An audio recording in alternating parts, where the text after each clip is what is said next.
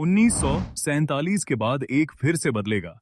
भारत पाकिस्तान का बॉर्डर बढ़ेंगे भारत के राज्य। अब आप कश्मीर छोड़िए, सीधा सिंध बनेगा भारत का हिस्सा। सिंध राज्य में लाखों हिंदू होंगे भारत का हिस्सा। 1947 के बाद पहली बार भारत पाकिस्तान की सीमा बदलने वाली है।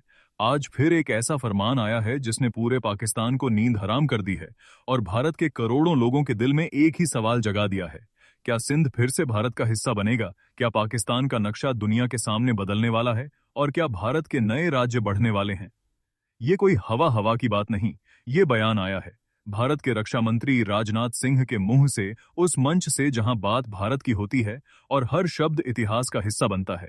राजनाथ सिंह ने साफ कहा, सिंध आज पाकिस्तान में है, लेकिन यह हमेशा से भारत की सभ्यता का हिस्सा रहा है। हमारी विरासत, हमारी आस्था और हमारी पहचान का हिस्सा रहा है।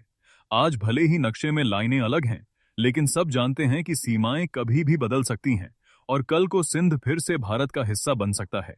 यह बात सुनकर पाकिस्तान का दिल दहल है गया, क्योंकि सिंध कोई छोटा इलाका नहीं, यह वही धरती है जहां से सिंधु नदी बहती है, जिसको हिंदू हजारों साल से पवित्र मानते आए हैं। यह वह जमीन है जहां से भारत की सभ्यता का नाम पड़ा।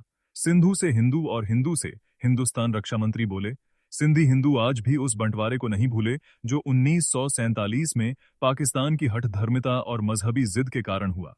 लाखों सिंधी परिवार भारत आए, अपनी जमीन खोकर, अपने घर खोकर, लेकिन भारत ने उन्हें अपनाया। आज वे भारत की ताकत हैं और सिंध की स्मृति आज भी जिंदा है। राजनाथ सिंह ने लाल कृष्ण आडवाणी का जिक्र किया।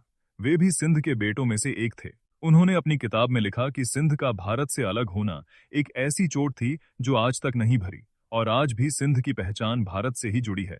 रक्षा मंत्री ने कहा, सिंध में रहने वाले मुसलमान भी मानते हैं कि सिंधु नदी का पानी उतना ही पवित्र है जितना मक्का का आब ए जमजम।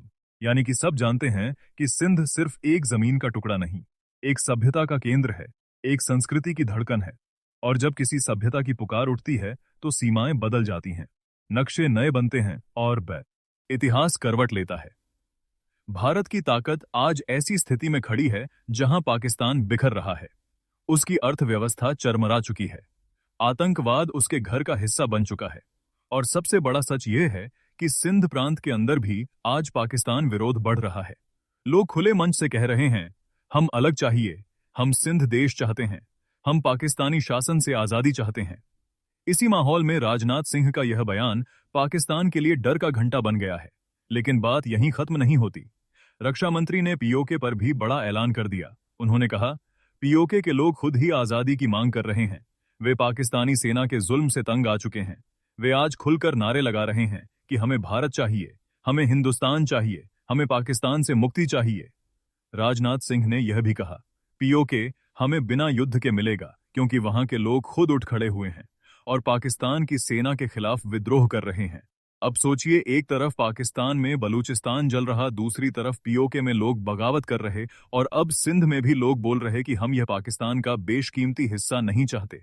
यह वही समय है जब भारत की सीमाएं भविष्य में बदल सकती हैं, जब नए राज्य जन्म ले सकते हैं, जब भारत फिर से अपने ऐतिहासिक भूभाग को वापस पा सकता है।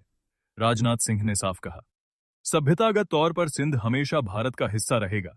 यह रिश्ता कभी टूटा नहीं, और अगर समय ने करवट ली, अगर परिस्थितियां साथ आईं, तो सिंध कल फिर से भारत में शामिल हो सकता है।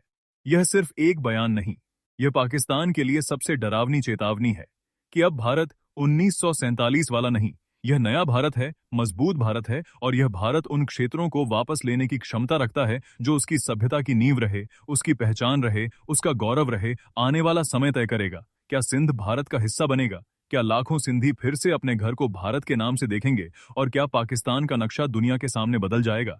लेकिन इतना तय है, इतिहास की हवा बदल चुकी है और नई सुबह के कदम तेज हो चुके हैं। दोस्तों, अगर आप भी सिंधु देश की मांग का समर्थन करते हैं तो वीडियो को शेयर जरूर कीजिएगा। जय हिंद।